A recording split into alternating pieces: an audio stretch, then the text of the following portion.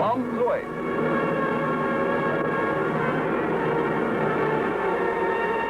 It is hard to comprehend now. It can seem so absurd, looking back from this distance at our world as the propaganda films reflected it. But it was very real. We all thought that Americans were just standing around thinking about how to launch a missile or send us poisoned candy. To us, there was nothing human about them. Who are the puppets? Don't you recognize them? They're American marionettes. They do a remarkably clean job of any dirty work. When do they switch on? When they hear the rustle of money.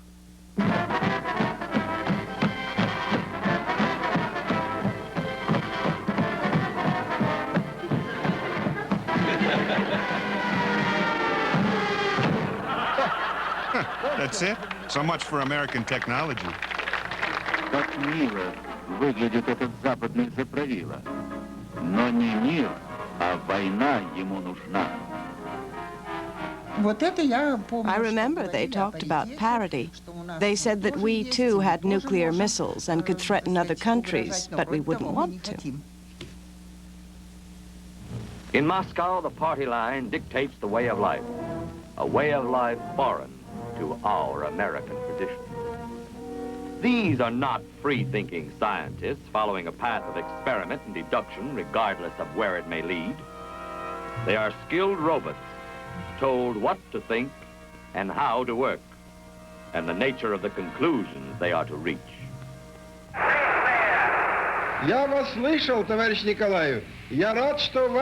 They were only that stereotype who would stick pointed sticks up your fingernails. But after Sputnik, they became sadists with brains. The Cold War created a world of mutual fear and threat, full of enemies. 3 years before the missile crisis, Nikita Khrushchev had become the first Soviet leader ever to visit the United States, the first Soviet leader Americans had ever seen. We were making the half-hour drive into Washington. I still remember it. It was an absolutely astonishing sight. Crowds of people were standing along the sides of the road, waving flags, but absolutely silent. It was the silence of the tomb. It was as if the delegation and Khrushchev were from the moon. Later I realized that was America's impression of us. We eyed each other, President Eisenhower would say, across a trembling world. Никита Сергеевич, он никогда ничего не хвалил в Америке. Он был очень сдержан, хотя когда мы оставались одни, вот посмотрите. Nikita Sergeyevich never praised anything in America. But when we were alone, he would say, look at what the Americans are doing. Look at that. But only to a few people, so the public wouldn't see his mouth hanging open in amazement. И он летал несколько раз на вертолете с Эйзенхауэром, и в Кемп-Дэвиде, там сколько-то, очень немного лететь. He rode in a helicopter with Eisenhower several times, one, two, and they'd be at Camp David. So when he came back from the trip abroad, he made his aides, including me, fly to the Kremlin by helicopter. But then the military told him, Comrade Khrushchev, don't take the helicopters. Why not? Our helicopters aren't safe. And that killed his love for that American experience. 1960. John Kennedy will challenge Richard Nixon for the presidency of the United States. The campaign will center on the issue of the Cold War. Which man could best stand up to Nikita Khrushchev? You realize that you are voting for the most important individual in the entire free world. He shall determine whether we shall be at war or peace. This is the key office. And I run for the presidency because, like you, I have strong ideas about what this country must do. I have strong ideas about the United States, playing a great role in a historic moment. When the cause of freedom is endangered all over the world, that's what I think this election is about. That's what we're going to begin to do on next Tuesday. Thank you.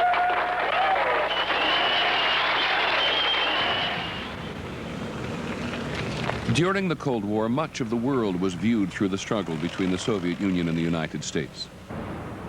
That is certainly true of Cuba, an island just 90 miles off the coast of Florida that had been America's colony and its playground.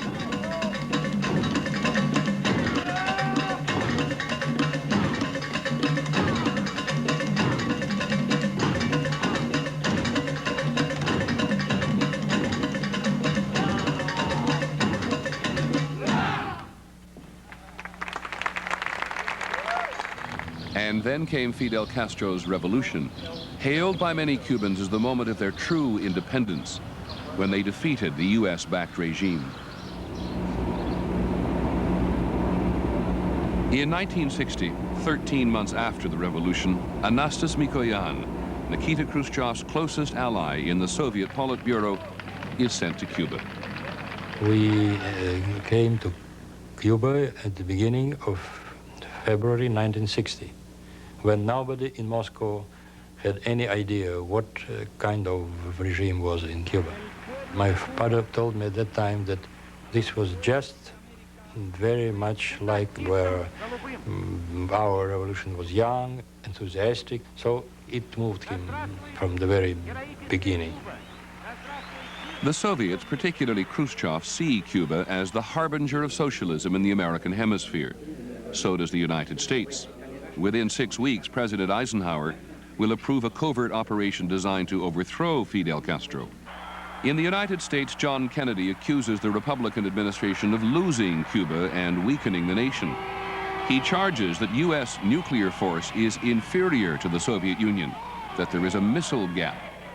He will never tell voters he's been briefed by the Pentagon and given evidence that contradicts his claim of such a gap. I want to demonstrate to Mr. Khrushchev and others that a new generation of Americans has taken over in this country, men who are committed to the maintenance of freedom in the 1960s. In the middle of the presidential campaign, Fidel Castro arrives in New York to address the General Assembly of the United Nations. He is officially snubbed by the United States. None of you, when arriving to this city of New York, has had to undergo such humiliating treatment.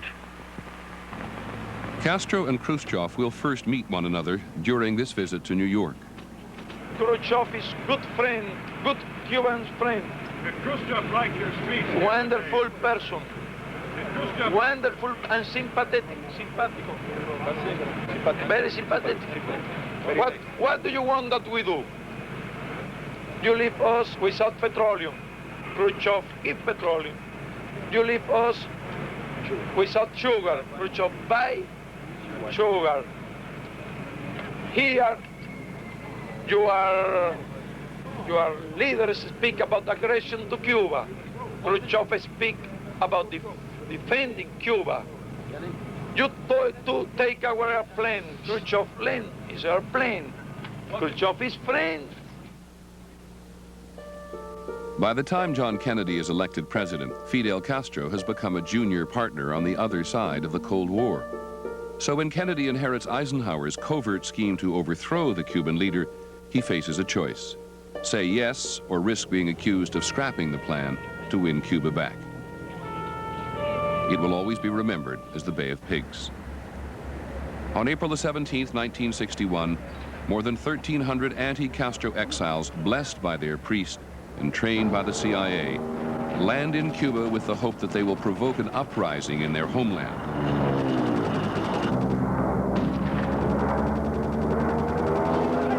CIA and Pentagon planners have assured Kennedy that Castro's small air force will be destroyed on the ground. It is not. The Cubans sink 3 American ships. The others steam out of the bay, leaving 1,200 men stranded. In Washington, on the second night of the invasion, the president will give a party to honor members of Congress. At midnight, after the last guests have gone, he rejects CIA and military pleas that he send in American troops. By the third day, it will be all over. Almost 1,200 men have been captured, 114 have been killed. It has been a perfect failure.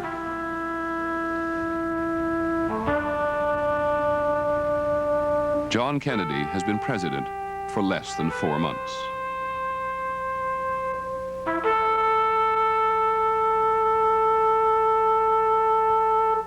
By 1961, the Soviet Union is a superpower in economic trouble. Nikita Khrushchev's plans to improve the situation depend on reducing the armed forces by more than 1 million men and cutting military spending. I remember when my father said we were producing missiles like sausages, but we only had 2 missiles at the time. I asked him how he could say that, and he said, "What difference does it make how many missiles we have? The important thing is that the Americans believe we have a lot." The Cold War will become a high-stakes game of chicken in Berlin and a crucial test of nerve between the Soviet leader and the young American president. 2 months after the Bay of Pigs, Khrushchev threatens Kennedy if the West does not leave the city. 2 months after that, the Berlin border is closed to stem the flow of refugees moving from East Germany to the West. When he was with close friends, Nikita Sergeyevich would say, "You have to know where your partner's blister is." You know, a blister, a sore spot on his finger. At the right moment, you have to squeeze it to show, "I'm here, don't fool with me." He needed to be considered an equal. With Khrushchev squeezing on the blister of Berlin, Kennedy is compelled to look for a tender spot too. Security Council meeting for tomorrow. His own defense secretary has already confirmed privately that the rhetoric about a missile gap is untrue.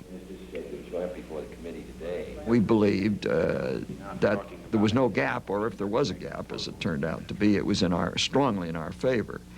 At the time, there was sufficient uncertainty about it that, aside from a slip of mine in a press conference, which caused ungodly hell to break loose, we didn't discuss it publicly. That's with the joint. You're going to do that with the Joint Chiefs, or do you want to do it in the national? In the heat of the crisis over Berlin, the president decides he will go public and confront his nuclear adversary with the truth about American nuclear might. Because you tagged that question a week ago.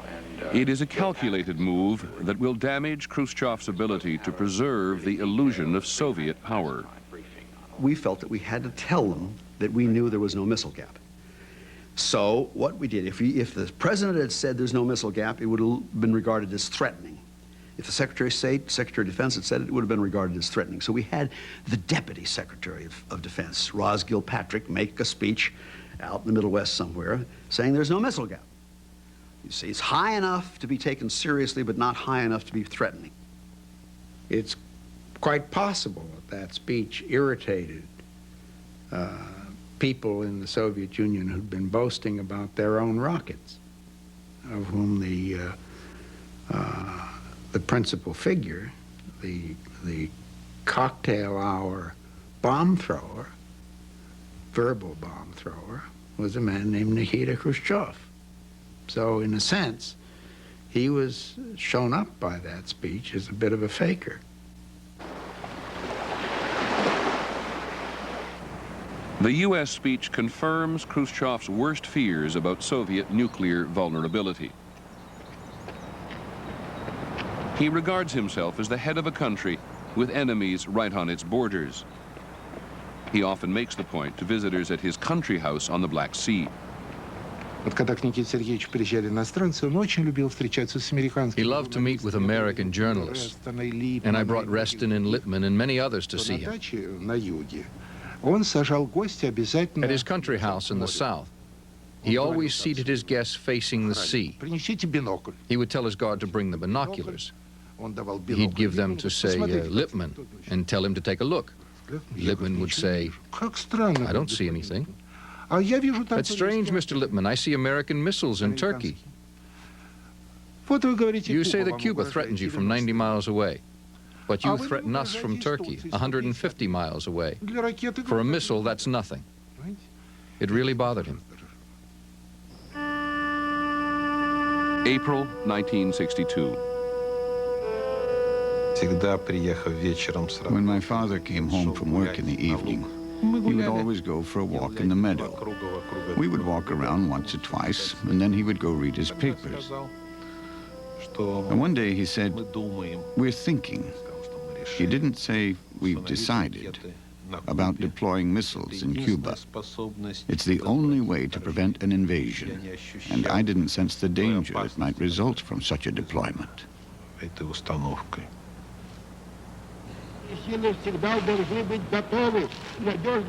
Khrushchev is afraid of losing Cuba, afraid that Kennedy will decide to expand his secret CIA operation against Castro and use the military.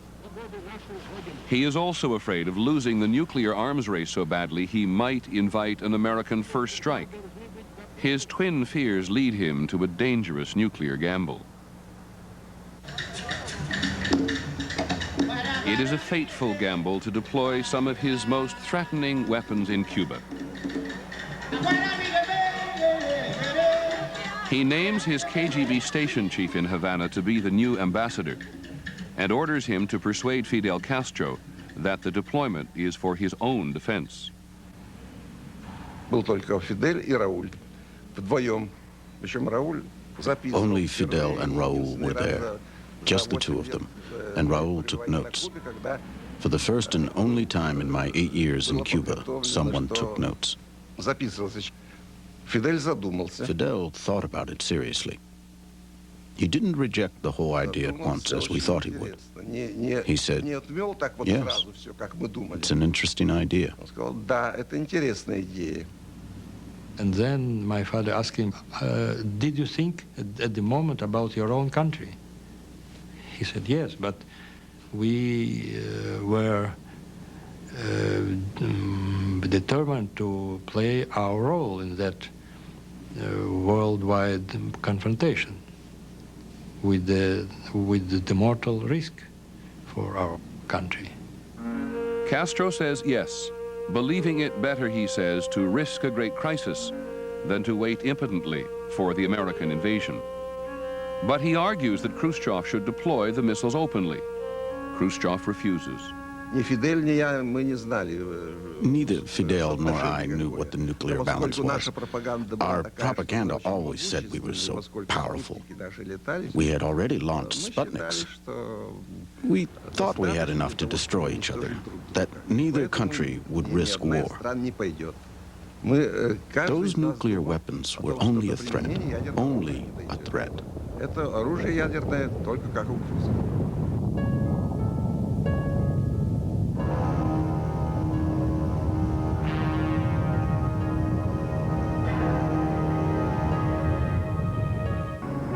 Nikita Khrushchev's nuclear arsenal includes medium and intermediate range missiles that are of no use against the United States because they cannot get there from the Soviet Union. But were they to be launched from Cuba, every state except Washington and Oregon would be vulnerable. The missile gap between the two superpowers would suddenly shrink. So Khrushchev plans to deploy 60 of these missiles and their nuclear warheads in Cuba in secret. It is a major undertaking.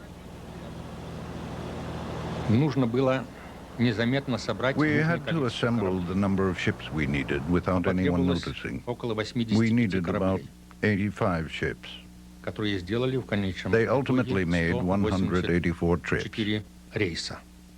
The Soviet merchant marine will transport 3 regiments of the Red Army to Cuba to protect the missile installations, and dozens of other regiments to defend the island against possible American attack.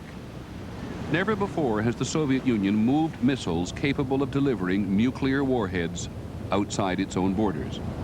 Never before has it moved more than 40,000 men in secret, almost 8,000 miles away. Some are sent on cruise liners, posing as vacationers. Others make the 15-day journey hidden in the holds of cargo ships. Some of them die and are buried at sea.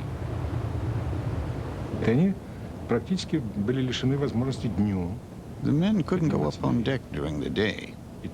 Only at night, in small groups, could they go up for a breath of fresh air. And the trip took many days.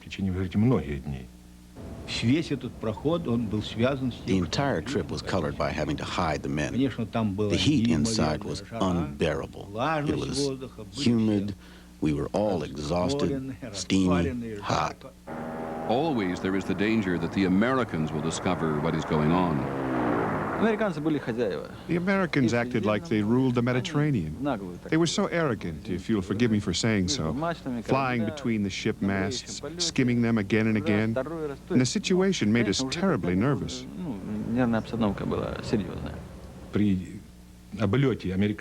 When American planes flew over the ship, and they flew over several times, people who happened to have guitars or cameras got them out and acted like a group of tourists going to Cuba.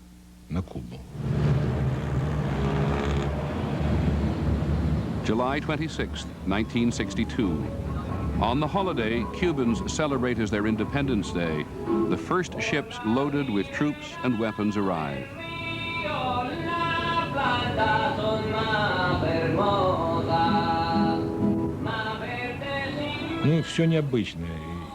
Everything was unfamiliar.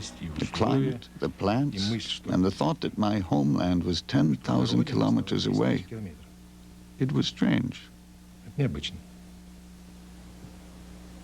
The code name for the Caribbean operation is Anadyr, named after a port in the Soviet far north. The Russian cover is that the troops are all agricultural specialists, but most of them can be identified by the plaid shirts they have been issued, ostensibly to blend in with the Cubans. On the island, the operation is called Checkered Shirt. You would see 20, 30, 50 people riding in a truck, wearing the same shirts, blonde, blue-eyed. Everybody made a joke of that. The Soviets are trying to pass unnoticed, and everyone knows they're here. If the secrecy of Operation Checkered Shirt is a joke, so is the assurance Khrushchev has been given that the missiles can be hidden as well as the men.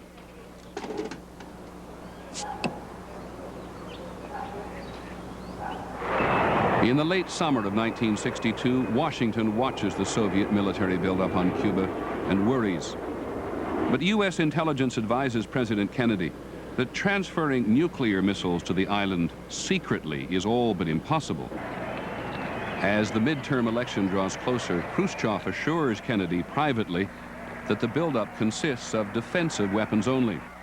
But the Republicans accuse the president of ignoring a dangerous buildup right under his nose. He wants a Congress that will say yes to the Russian buildup in Cuba.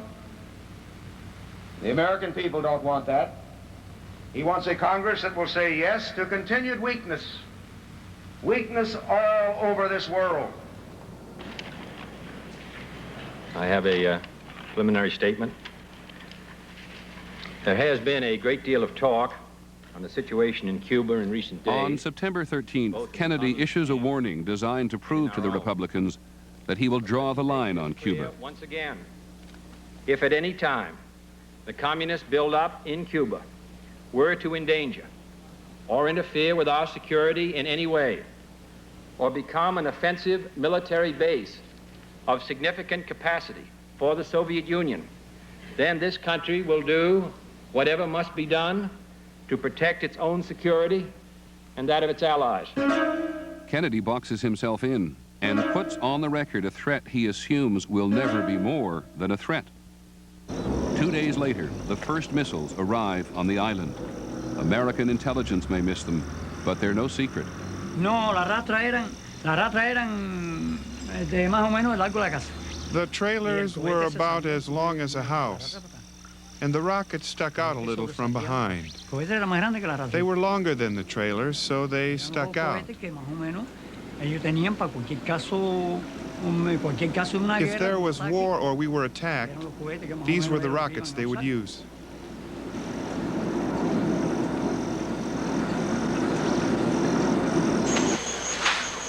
Amidst the continuing barrage of Republican charges about Cuba, Kennedy's Secretary of Defense orders the U.S. military to intensify its plans to attack the island.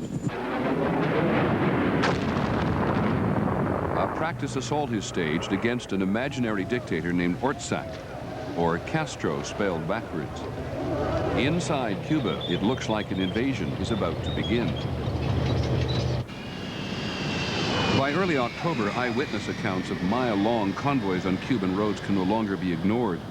On the 14th, a high-flying American U-2 spy plane photographs Cuba, and photo intelligence in Washington first discovers 6 canvas-covered objects, each of them more than 60 feet long. That phone rang, and it was the photographic interpretation guy, and he said, they're there. And we've seen them, and we know that they're missiles. October 16th, after breakfast in the White House, the president is told. Intelligence is able to identify 3 missile sites in various stages of readiness.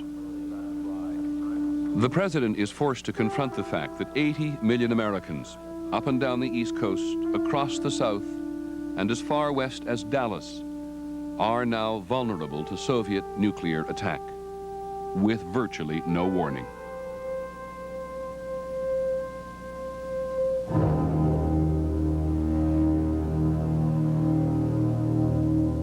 October 16th. Within minutes of hearing that Soviet missiles are in Cuba, the president reels off a list of 12 men to be summoned to the White House. They will form the Executive Committee of the National Security Council, or EXCOM. At 11:50 a.m., they sit down in the cabinet room and stare at the indisputable photographic evidence. Without their knowledge, the president records the meeting. Initiated the danger, really, hasn't it? We're playing with God, not us. We ourselves are not the general war was into doing what we said we would do if they took certain action. Or would decide this is time to eliminate the Cuban problem by action with the FBI. What is the strategic impact on the position of the United States of MRBMs in Cuba? How gravely does this change the strategic balance? Chief said this afternoon, in effect, they said substantial. My own personal view is not at all. It may say it doesn't make a difference to get blown up by an ICBM flying from the Soviet Union 190 miles away. Geography doesn't mean that much. We'd have to target them with our missiles and have the same kind of pistol pointed bad situations they have in the Soviet Union at the present time. I think it's extremely important that our talk and our discussion be founded on this premise. Any airstrike will be planned to take place prior to the time they become operational, because if they become operational before the airstrike, I do not believe we can state we can knock them out before they can be launched, and if they're launched, there is almost certain to be chaos in part of the East Coast or the area in a radius of 600 to 1,000 miles from Cuba. But of course, warning them, it seems to me, you're warning everybody, and obviously you constantly announce that 4 days from now you're going to take them out.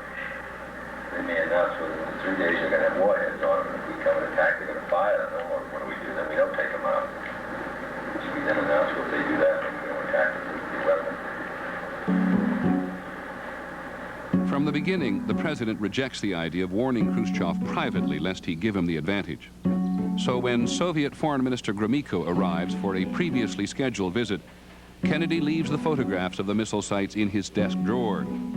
Gromyko swears that the Soviet buildup in Cuba is by no means offensive.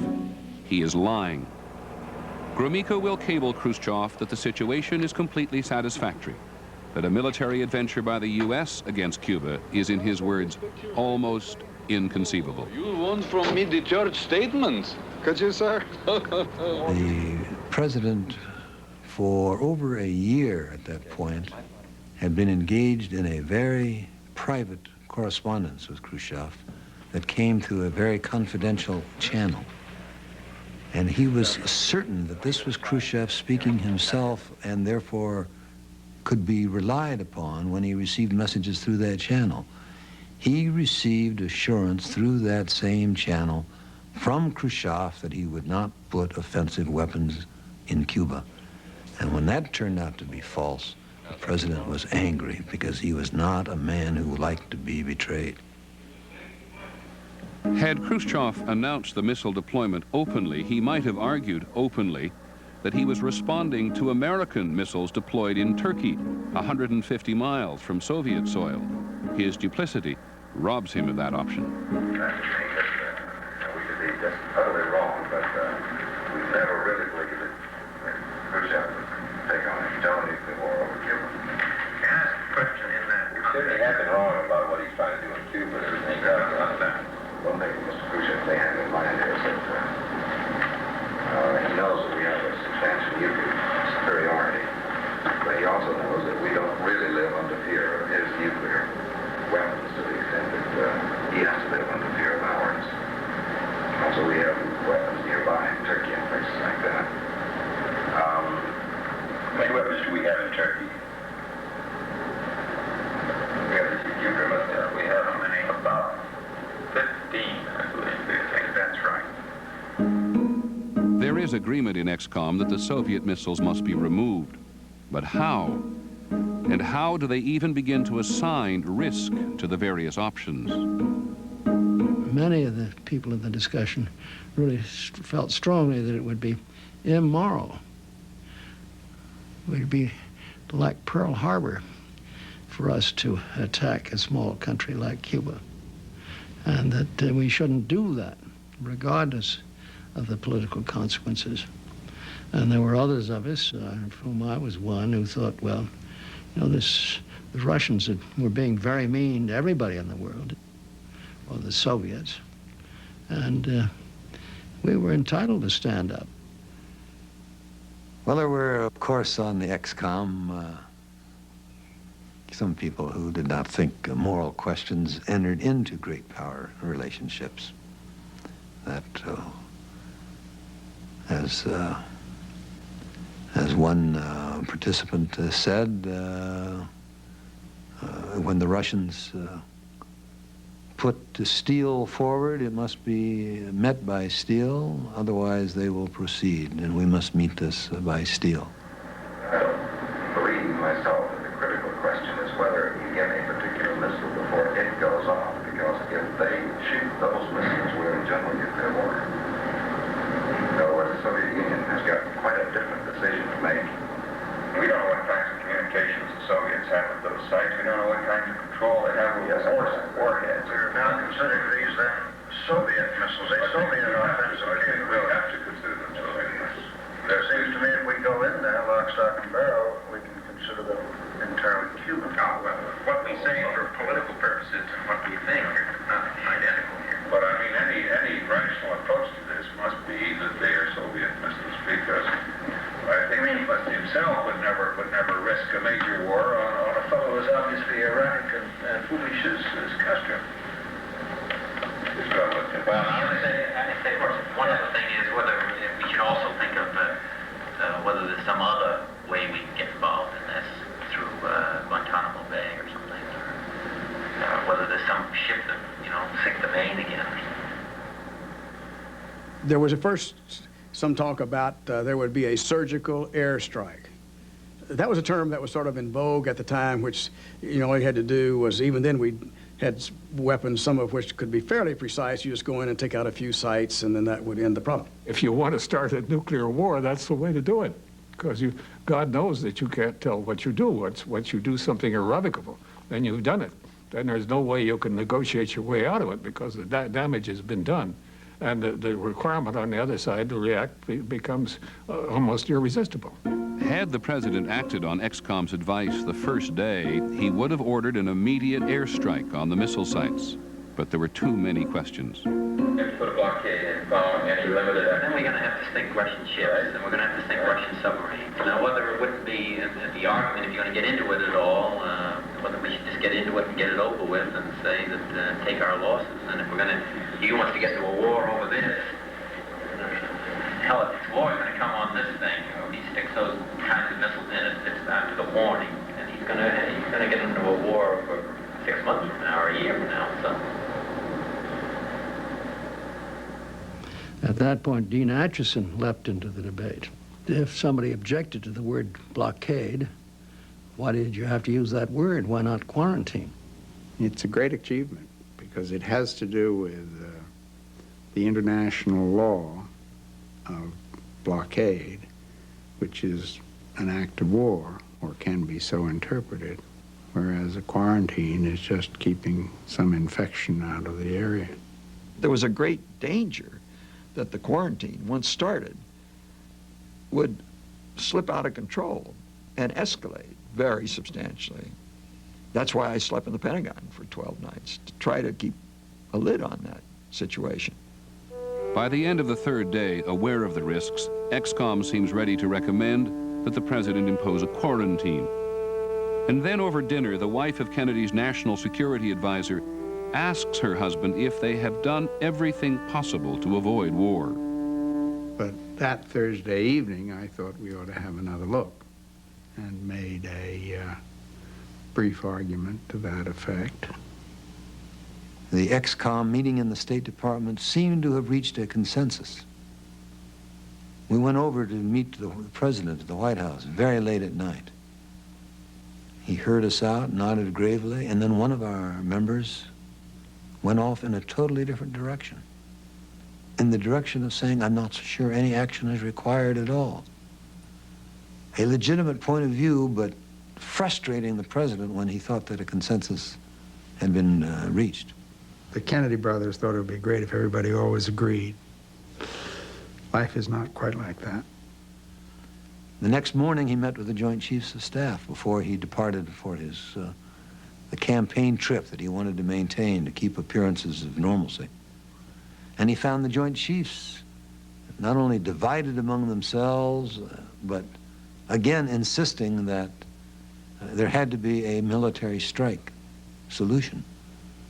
And he stepped out of his office and said to me, you and Bobby have got to push this to a consensus soon because time is running out, and call me back as soon as you have.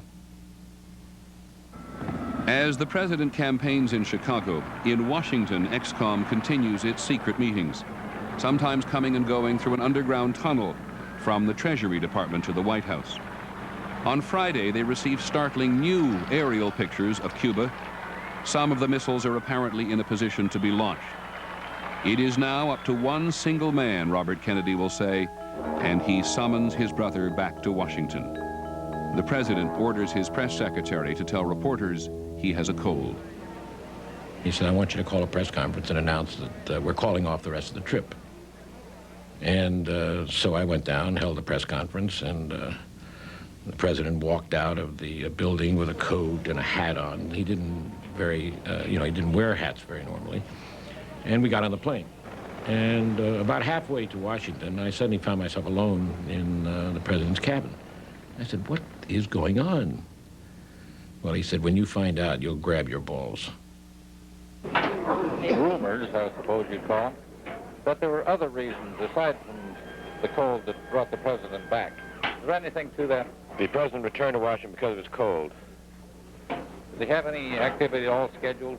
He does not. He'll stay in his room? Plan to stay in his room, that's correct. Saturday, October 20th. In 5 days, the president has gone from outrage to fear and now to caution. He chooses the quarantine, but he will also try to appease those pressing for stronger military action with a promise. If the quarantine is not effective within a few days, he will authorize an airstrike, followed by an invasion of Cuba. He asks the networks for television time on Monday night and orders the military to prepare. Moscow, October 22nd. Khrushchev will be given Kennedy's speech in advance. I took over the text of the president's speech. We had to deliver it 1 hour before he began, so that was 1 a.m. in the morning in Moscow. When I handed the young officer, V.V. Kuznetsov's special assistant, the packet with the president's letter to Khrushchev and the text of his Monday evening speech, he asked me, he said, I'm afraid this is bad news for us. And I said, well, you'll have to decide that for yourselves after you read it. In the Kremlin, they fear Kennedy will announce that the invasion of Cuba is already underway. For Nikita Khrushchev, the Caribbean crisis has begun. Monday, October 22nd. As the nation anxiously waits for the president to speak, thousands of troops and thousands of tons of equipment are already moving into position in Florida and Georgia. Air Force fighters and bombers are put on alert. Almost 300 Navy ships steam towards Cuba, preparing to impose the quarantine at sea. 3 Marine battalions arrive to reinforce the American naval base at Guantanamo on the northern coast of Cuba itself. Wives and children of military personnel are ordered to evacuate.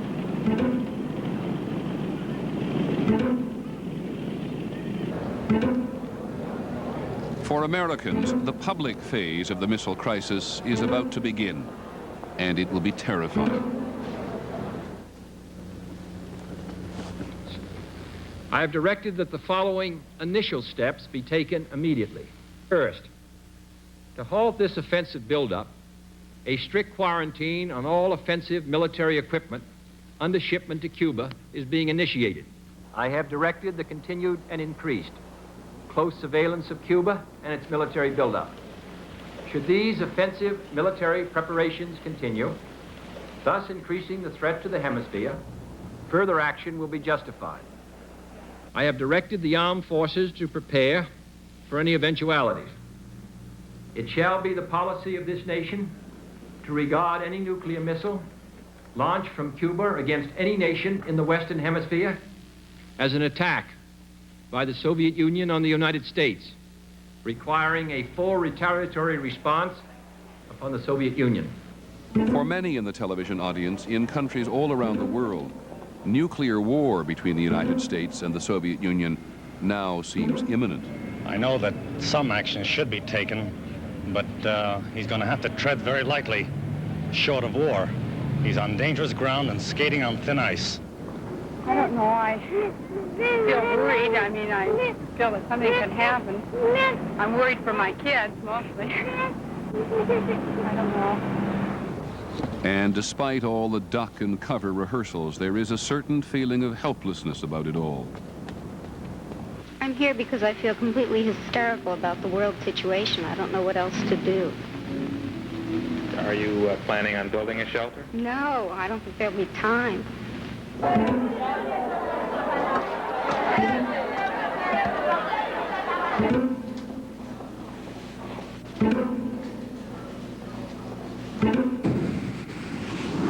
Khrushchev's reaction was very emotional. Why they can demand us to stop our ships? They do not have any right to do it. So he was very emotional, and he did not order the ships to stop.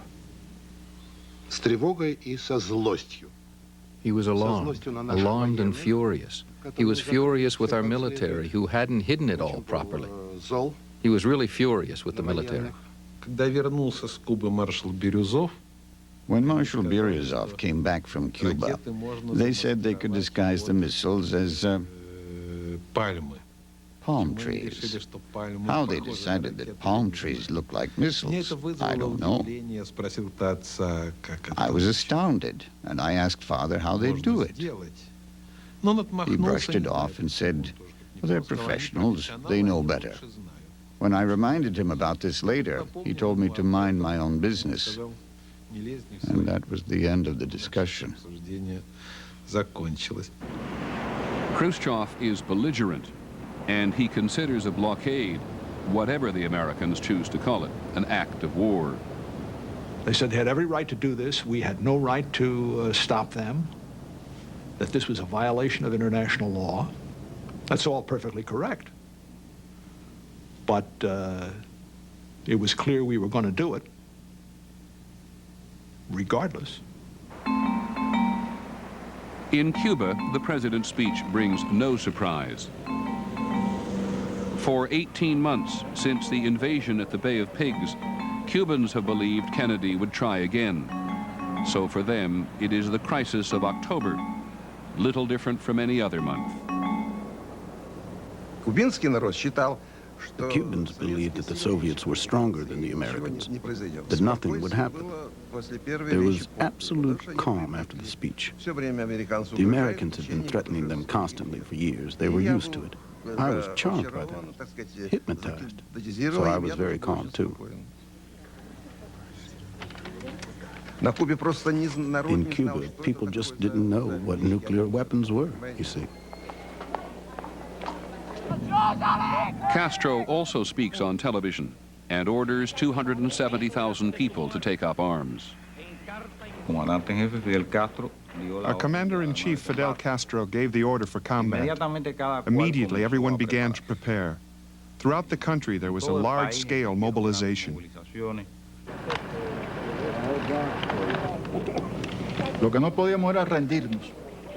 What we could not do was surrender. We were determined to defend our ideas, to defend above all the country's independence. In Moscow, the streets are silent. The state-controlled press plays down any danger. On Tuesday night, the 23rd, Khrushchev appears at the Bolshoi, indulging in a bit of theater for foreign eyes. He decided to demonstrate that everything was fine and he was calm. His guard called me and said, "I'll send a car to take you to the Bolshoi Theater." Father loved the Bolshoi and the theater in general, so I happily got dressed and we went to the Bolshoi.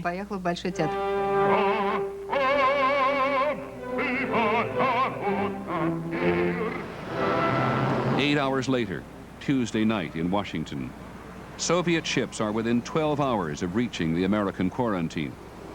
The president tries to communicate danger directly to Khrushchev and secretly sends his brother Robert to visit the Soviet ambassador in his embassy. In a cable, never before made public, Ambassador Dobrynin writes to Moscow. Robert Kennedy was clearly upset. The president feels deceived, he said, and was very affected by the personal message from Khrushchev saying that during the U.S. electoral campaign, the Soviets would do nothing that might aggravate relations between our two countries. The president believed everything and put his political career on the line. He feels deceived. As he was saying goodbye at the door, the ambassador continues, Robert Kennedy waved his arm in despair and said, "I don't know how this will all end, since we intend to stop your ships." That night, Khrushchev will not leave the Kremlin. Robert McNamara will not leave the Pentagon. And George Bull will stay all night in his office at the State Department.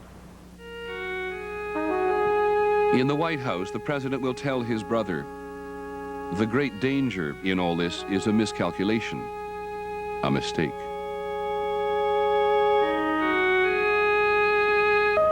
Wednesday morning, October 24th, 36 hours after the president's speech.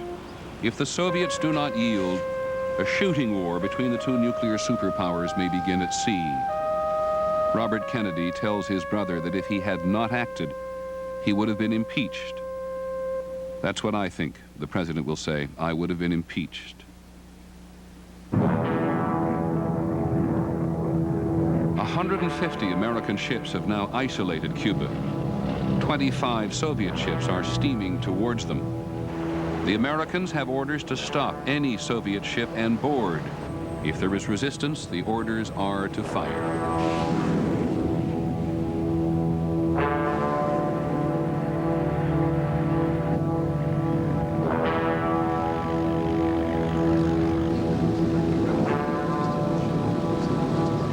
Then at 10:25 a.m., military intelligence reports to the White House 16 Soviet ships have either stopped dead in the water or turned back.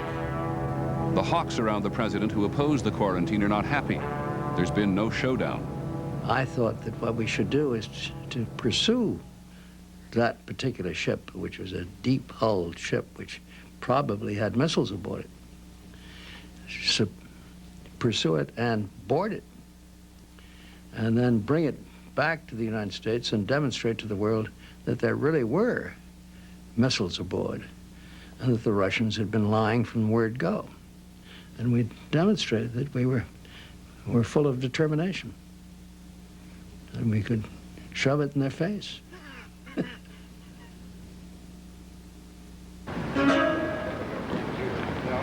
Most of us remember that moment the ship stopped as the moment the crisis ended. The world did not know what the White House knew. We knew that the crisis was far from over when the ships turned around. They could come back at any time. The missile site work was going ahead. We did not know whether the Soviets already had on Cuba all the warheads and other materials that they needed to make those missiles operational. We moved on. Over the next 48 hours, from Wednesday until Friday, the crisis will actually become more acute in all three countries. But attention is focused on the diplomatic theater at the United Nations. Let me ask you one simple question. Do you, Ambassador Zorin, deny that the USSR has placed and is placing medium and intermediate range missiles and sites in Cuba? Yes or no? Don't wait for the translation, yes or no?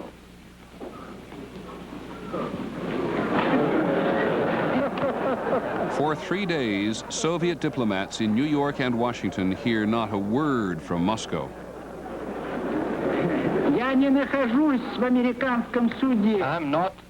I am not in an American courtroom, sir, and therefore I do not wish to answer a question that is put to me in the fashion in which a prosecutor does. In due course, sir, you will have your reply.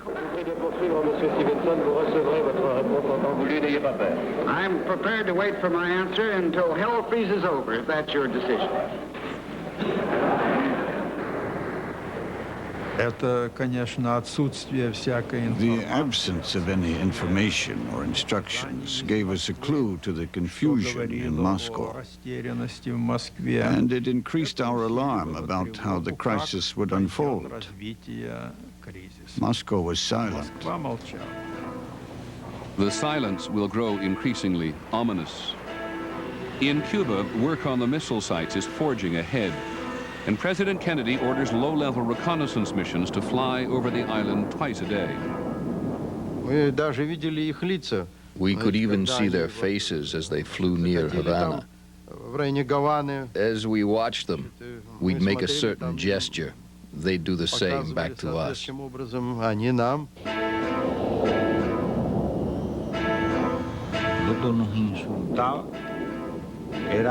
We were insulted. It was an offense for the U.S. Air Force to enter our country, to fly over our territory, to try to provoke a conflict. American aircraft can monitor progress on getting the huge missiles ready to fire. But they cannot see the nuclear warheads that would enable those missiles to deliver catastrophe. Washington can only guess. Now, those container buildings, storage buildings for warheads, were not completed. They never were completed. They were half built. I doubt very seriously if they would have sent the warheads until the storage facilities were complete. So I don't think air warheads ever got there. We delivered 42 medium-range missiles in all, of which 6 were mock-ups for training. So that was 36 missiles with their warheads. Each warhead was 1 megaton. That is 50 Hiroshimas. That's a terrible force. И, кроме того, было 6 установок «Луна». In addition, there were also 6 tactical Luna installations. These are battlefield missiles with a range of about 40 kilometers. Washington knew about missiles that could reach the U.S. heartland. They did not know about the nuclear-tipped short-range weapons that could be used against an American invasion force. We had brought in 12 nuclear warheads for them. The 12 Lunas, each with a range of only 25 miles, are deployed along Cuba's coast, in the places the Soviets expect U.S. landing forces will try to come ashore.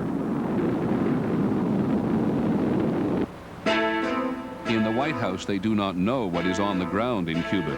not the number of troops, nor weapons, nor about the warheads. And as each day goes by with no concession from the Soviets, the drumbeat for military action grows more insistent. The president's advisors are split over whether Khrushchev would retaliate.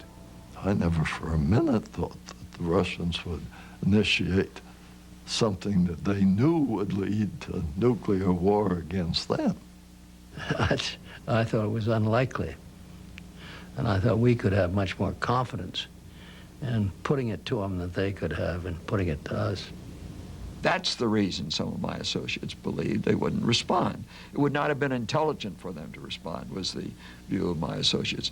My view was it would not have been human for them not to respond. In Moscow, it is not a question of if, but how. There are 42,000 Soviet troops in Cuba. They have no conventional means of defending themselves if the Americans attack. The authority to launch the strategic nuclear weapons is tightly controlled by Khrushchev. The authority to use battlefield nuclear weapons is another matter.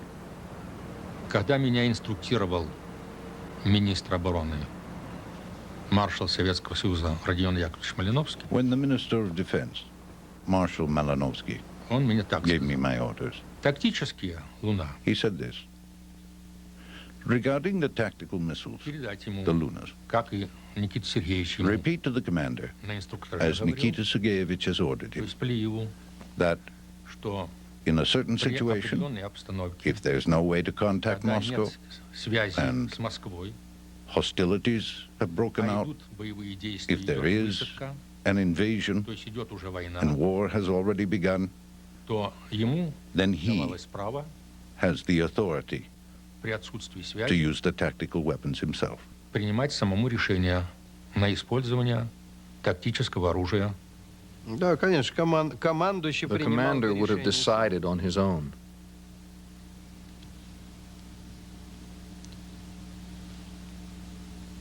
What were the options? Война есть война.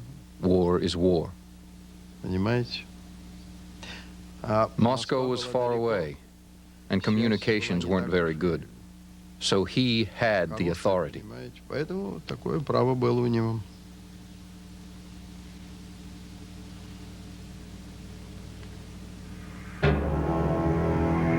President Kennedy orders U.S. strategic forces to a higher level of alert. Nuclear war is less and less an abstract possibility. More and more, it is real. To show our seriousness and to show our willingness to wage nuclear war if necessary, for the first time, the Strategic Air Command went to Defense Condition 2, which is the second level, which means you are prepared to conduct operations when so ordered. The strategic forces of the United States were prepared to act if called upon. Defense Condition 2, in military shorthand, DEFCON 2. Were the president to escalate to DEFCON 1, the U.S. military would be fighting a nuclear war. I don't think they did a lot of alternative planning for particular kinds of nuclear strikes. What they did, which is much more serious, was to engage in a process of alerting of their forces, which in their own view, the Air Force's view, was designed as a powerful signal to Moscow. And we didn't, I at least didn't know about that at the time, and don't believe that that kind of use of strategic forces for diplomatic signaling should happen without presidential approval. So that was very much of a loose end. The commander of strategic forces was freelancing. Without authority, he sent the Soviets his own message by ordering DEFCON 2 over open lines. I remember talking to friends and generals, and General White in particular, chief of the Air Staff, and going up and having supper with him one night up there at Fort Myer. And we were looking out over the Washington Monument, and he said, I can't get out of my mind the picture of what that would look like in the event of a nuclear weapon dropping on Washington. Oh, everything charred, and this one monument perhaps standing up against a blackened earth. So clearly, General White was deeply concerned. But I don't remember that I was. I was, I think, too busy and too involved in it. But there wasn't much point in being frightened. I mean, you know, case said I. What was going to happen was going to happen, and nothing any of us could do would affect that or change it. So you just had to go ahead and do what you were supposed to do, and hope and pray. By Thursday night, almost 1,500 strategic bombers have been put on constant alert. 200 are in the air at all times. All the aircraft are carrying nuclear weapons. 145 intercontinental nuclear missiles are ready to fire. Every one of them is targeted on the Soviet Union. Never before, and never since, has the United States moved to this state of nuclear alert.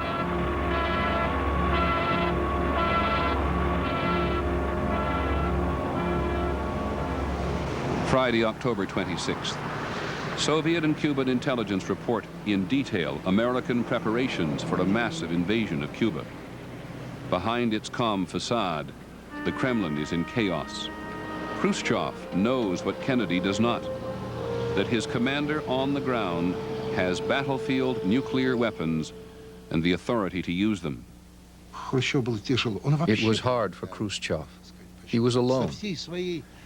For all his inexplicable, confused, complex, unrealistic doctrine, he was alone, you see, alone. In his Kremlin office, Khrushchev will write a letter to the president. "You are threatening us with war," it begins.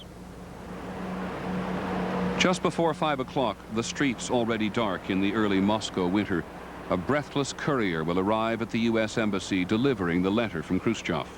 It will take 10 long hours to get to Washington.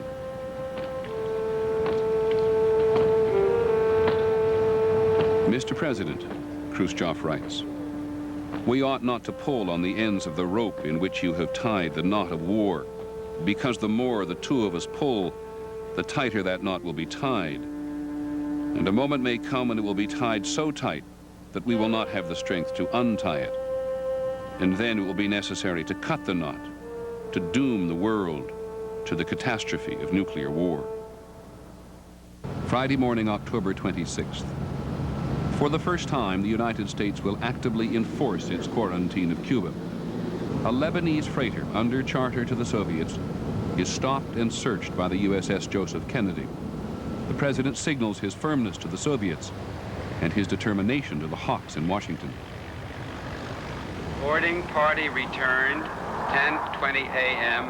Eastern Daylight Time. No prohibited material in evidence. He has chosen to search a ship he believes unlikely to have weapons on board. He does not want, he says, to put Khrushchev in a corner from which he cannot escape. At about the same time, Khrushchev's letter to Kennedy arrives at the U.S. Embassy in Moscow. In the 10 hours it takes to reach the White House, Kennedy will know nothing of his adversary's fear. During those crucial hours, ABC News correspondent John Scally gets a phone call from the KGB chief in Washington, who insists they meet right away. And the waiter interrupted us for ordering whatever food that we had. And then he leaned forward, he says, "There may be a way to solve this." He said, and he went right to the point. He says, "Could you find out from your high State Department friends?" And by that, I knew he meant the Secretary of State. What they would think of a proposal whereby we would remove the missiles from Cuba under United Nations inspection. We would promise never to introduce such offensive weapons into Cuba again. And would the United States in turn be willing to pledge publicly that it would not invade Cuba? It is one of several signals that the Soviets may be looking for a way out. But XCOM receives intelligence that work on the launch pads in Cuba has accelerated. The president orders the overflights increased from twice a day to once every 2 hours.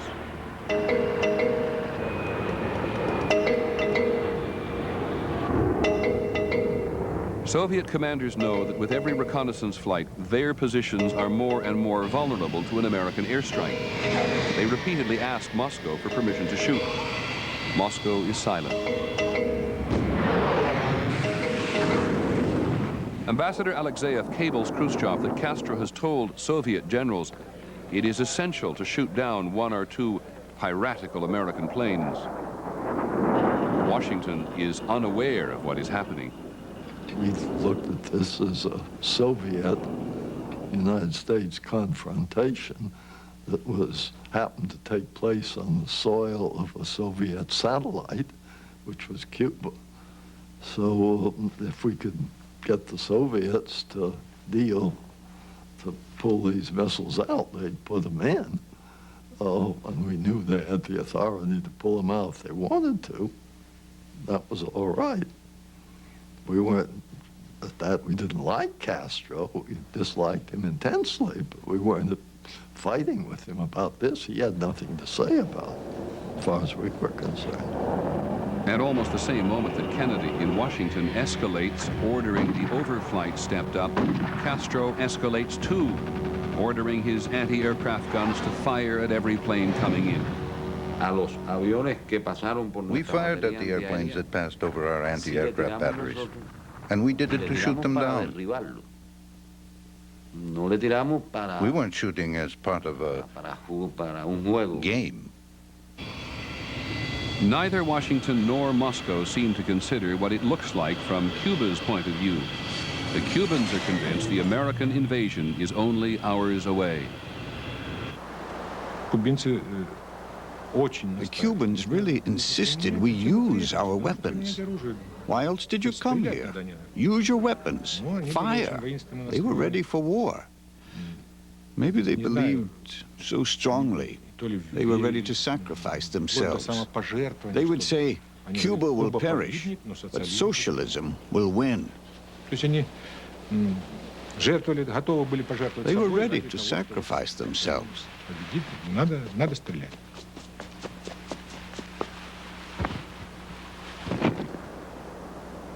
By Friday afternoon, the Soviets have moved many of their nuclear warheads from storage to the launch sites. They can be mated with their missiles in a matter of hours. The ambassador cables Khrushchev. We have taken all necessary measures. Fidel took out a cigar and said, I really enjoy good tobacco. Let me smoke this. I don't know if it may be my last. I remember that night. We all said goodbye because no one thought we were going to see the light of day. It was a very dramatic moment, a very beautiful moment. No one was afraid. At 3 a.m. Saturday morning, Castro goes to the Soviet embassy. He spends the rest of the night there writing an emotional plea to Khrushchev. As Ambassador Alexeyev struggles to translate Spanish into Russian, he asks the Cuban leader, "Do you mean the Soviet Union should be the first to strike a nuclear blow?" "I do not want to say this directly," Castro replies, "but if they attack Cuba, we should wipe them off the face of the earth."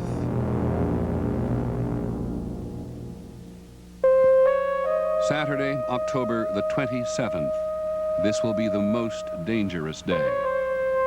At 10 o'clock the night before, the president and his advisors finally receive Khrushchev's first letter, what one of them calls a cry of the heart. We have a letter that's come in the night before, which is the famous personal letter that goes on and gets delayed in transmission and comes in 4 parts, and part 4 arrives before part 2. And McNamara says there's nothing in this because there's no sensible argument in here, and that's very McNamara and not quite right. And we spend a great deal of time sorting out what is in that message overnight. Then we get the second message. What the hell is that all about? He says, you take yours out of Turkey and I'll take mine out of Cuba, and we'll all be all set. By delivering his second message via Radio Moscow, Khrushchev has raised the stakes. President Kennedy, This is unsettling because he's got us in a pretty good spot here, because most people will regard this as not an unreasonable proposal. National Security Advisor Bundy. What most people, Mr. President? President Kennedy. We can't very well invade Cuba with all its toll, when we could have gotten the missiles out by making a deal on the same missiles in Turkey. If that's part of the record, I don't see how we'll have a very good war. The president was annoyed as hell because the Jupiters were junk. Nobody disputed that. Kennedy refuses to make a deal, as he puts it, with a gun pointed at my head. But my God, why do we go to war over a myth? And there was that issue. But myths sometimes are very important. They're, in a sense, more important than reality. And that was the case here. We couldn't just jerk those missiles out of Turkey without weakening the whole of NATO. And what would have happened then? As they wrestle with the conflicting messages from Moscow, fearful that Khrushchev is losing control, an American U-2 spy plane is shot down over Cuba. Its pilot is killed. Shooting down the U-2 was not sanctioned by Moscow. In Washington, they do not know that. When our men found out that Fidel had given the orders to his artillery to shoot down low-flying planes, our men decided to do the same, to help out.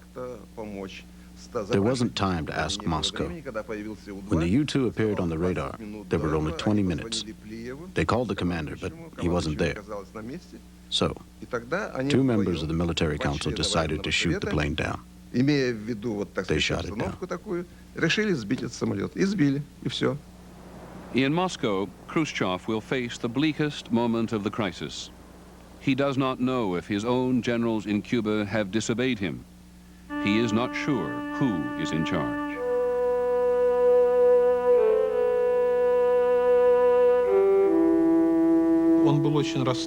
He was very upset that some fool might start a war. When I said, "We've finally shown the Americans our strength," he said, "You don't understand a thing. It's very dangerous." An hour later, the Soviets discover an American U-2 in their airspace over Siberia. MiGs are ordered to intercept it. And this pilot had turned around and picked the wrong star to go back. And he was over the Soviet Union, and you could hear him screaming over the radio. You see, I could hear him screaming in his phone. The MiGs are scrambling. You know, I can see them, he said. I can see them. They're falling out. They're missing me, but they're scrambling. Give me a sight home. You see, he was over the Soviet Union. He'd violated Soviet airspace. I dropped the phone and ran upstairs to tell the president. Of course, I hadn't had any sleep for 36 hours, and that had been preceded by 10 days of 4 hours a night. And so I blurted this message out, and it was a terrible calm. You know, Mac Bundy was there, Mrs. Lincoln, and the president, and a couple other people. And everybody, you know, was thinking, oh my God, the Soviets think that this is a reconnaissance for a first strike. They may be counting down right now. Here is an American action of a reconnaissance plane off course over the Soviet Union that we did not control. So that both sides are getting reminders that crisis managers don't always manage everything.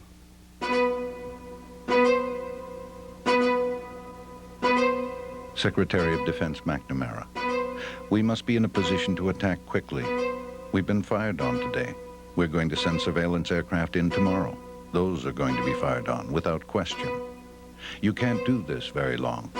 You're going to lose airplanes, and we'll be shooting up Cuba quite a bit. We're going to lose airplanes every day. So you can't just maintain this position very long. We must be prepared to attack Cuba quickly. The noose was tightening, the president's brother would say. The bridges to escape were crumbling. I was scared to death that the president might be persuaded by the Hawks to go ahead and do something, which would start a process which was an irrevocable process. And that was the key to my anxiety. I thought, I had a feeling of helplessness, that I felt I can't outshot these other people. Как вокруг Кеннеди были ястребы, Justice Kennedy was surrounded by hawks. There were hawks here, too. They egged him on. So Kennedy restrained his hawks, and Khrushchev restrained his. That's the most frightening thing. The influence of these people. Who'd come out on top. Who'd come out on top. The militarists or people of a more liberal bent who had some sense. Had more sense. We had called up reserves. We had moved ships and we moved aircraft to the southeastern United States. We had a plan for putting at sea an invasion force of 180,000 men to be landed on Cuba with a first-day air support of 1,080 attack sorties. It was a huge potential invasion. We were within 24 hours or less of doing it. I mean, everything was ready. And we went down, I went with the Admiral down to Fort Stewart, and we saw the guys down there in Key West. We were not just sitting in Norfolk by a long shot. I went out to Carrier, and so we had a good feel, and they were all gung-ho, ready. I mean, they had slept with their weapons, and the planes were there, and the thing was all set. So it was just a matter of a telephone call. Say, go, man, go. If an invasion by air or sea had occurred, we would have had to fight them. We would have retaliated. The Americans would have lost more than they lost during the whole World War II. And of course, our losses in Cuba would be all those 42,000 people and missiles. And I cannot imagine Khrushchev making some kind of response. Sure, there would have been casualties, lots of them. But the risks were high and the stakes were high. And I didn't think that we ought to be deterred by that, good gosh. The president knows that if there is an invasion of Cuba, it will match in scope the D-Day invasion of Europe. He does not know that the Soviet commander on the ground has the authority to resist using battlefield nuclear weapons.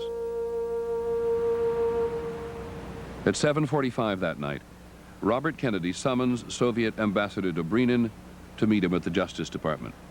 The president will agree, he tells the ambassador, to move American missiles out of Turkey. But the deal is secret.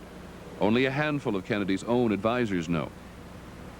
If it becomes public, it will be denied. It is the final American offer. Khrushchev has 24 hours to respond. The game is moving. We'll know in the morning. It's the other fellow's move. We'll know what his moves are. We can't do very much till we know what those moves are. So it simplifies, but it's a little bit like a tight chess match. When you adjourn overnight and you've made your move, you can think about what you're going to do if he does this or that or the other thing, but you don't have to do it. You can't really do it till you know what his response is.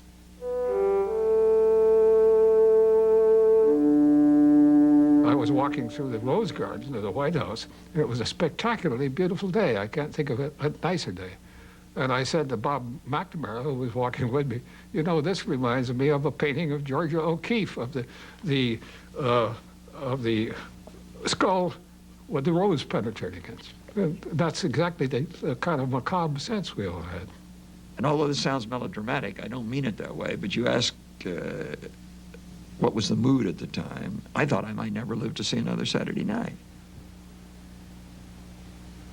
We walked out of the meeting together and decided to go out into the park for, walk for a few minutes. And he turns to me and says, do you realize that if I make a mistake in this crisis, 200 million people are going to get killed? We had not abandoned hope, the president's brother would say, but what hope there was now rested with Khrushchev. And it was a hope, not an expectation. The expectation was a military confrontation by Tuesday, possibly tomorrow.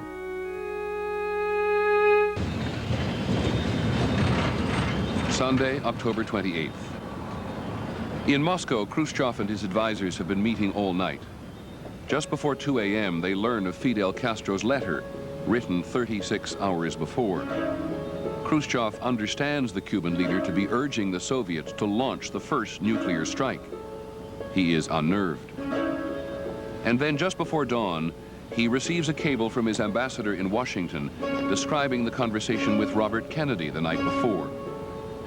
It was somewhere between a threat and a prayer, Khrushchev would say. The president both demanded and begged. It is clear to him that he's out of time. He rushes to broadcast his answer to Kennedy live over Radio Moscow. In exchange for an American promise not to invade Cuba, he will pull his missiles out. Khrushchev agrees to move the missiles out of Cuba on the decks of Soviet ships in full view. His generals describe the withdrawal as humiliating. Castro calls it betrayal. We were faced with a true betrayal. Fidel said, after everything we have done, after having given over everything that we own, including potentially the lives of our people, look what they've done to us, Carpeo. Castro first hears of Khrushchev's concession on the radio, and he is furious. The Soviets have treated Cuba like a bargaining chip, he says. He does not believe the vague American promise not to invade. Ambassador Alexeyev would later say that Khrushchev deliberately avoided consulting Castro, afraid that doing so might have delayed his answer to Kennedy by even a few hours. Now assume for the minute that that force had been directed to attack Cuba and invade. They almost surely would have been confronted by nuclear fire from the Soviet forces. Imagine the headlines.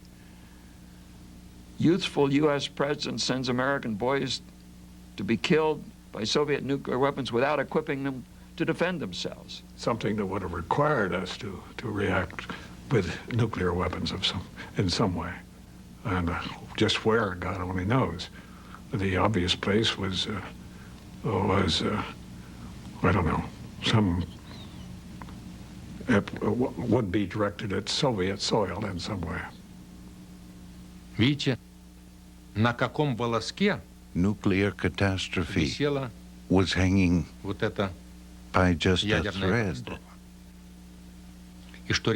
And we weren't counting days or hours, but minutes. The public thinks the danger is over. It is not. Kennedy demands that Soviet bombers be withdrawn along with the missiles. Castro balks. Khrushchev stalls. U.S. nuclear forces will not be taken off alert until the bombers are removed 22 days later.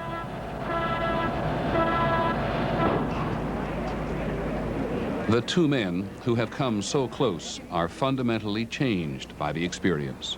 Our most basic common link is that we all inhabit this small planet. We all breathe the same air. We all cherish our children's futures. And we are all mortal.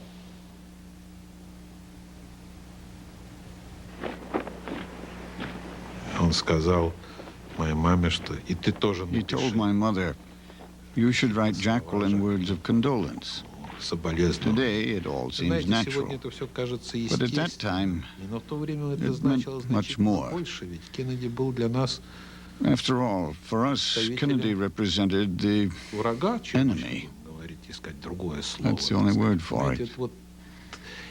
So it was a big psychological turning point for my father when he said that. And this, too, is one of the results of the missile crisis. That they were no longer symbols of a terrible capitalist or a terrible communist, as we had thought all those years. For the first time, they saw each other as real human beings.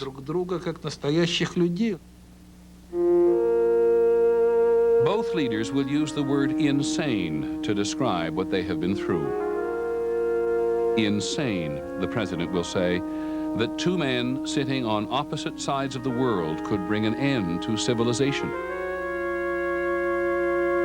Insane, Mr. Khrushchev will say, not to have been scared.